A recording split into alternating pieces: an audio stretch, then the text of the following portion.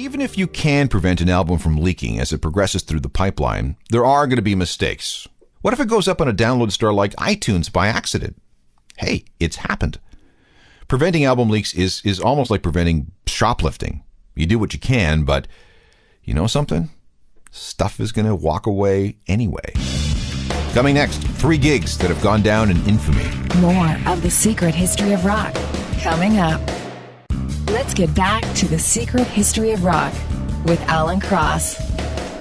The history of rock and roll includes hundreds of legendary concerts. Let's see, we got the Beatles at Shea Stadium, Woodstock, Altamont, Live Aid, and quite a few of them didn't become famous until years later. It was only in retrospect that people realized that something special had happened that night. Let's begin on June 4th, 1976, at the Lesser Free Trade Hall in Manchester.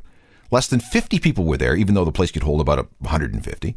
But it's not the number of attendees that matters. It's who they were. A young kid named Morrissey was there. He would later go on to form the Smiths. The members of the Buzzcocks were there because they were promoting the show. Mark E. Smith, the future founder of The Fall, was there.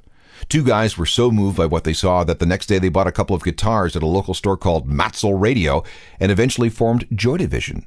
Mick Hucknall from Simply Red was there, one of the guys from the Pet Shop Boys. Now, they weren't there to see the opening band, which was a metal group called Solstice that everybody has forgotten about. They were there to see this snotty group from London that was scaring respectable people everywhere. The Sex Pistols were still pretty new. I mean, they hadn't even written songs like Anarchy in the UK and God Save the Queen yet. But they did make it through 13 songs. And yes, the show was recorded.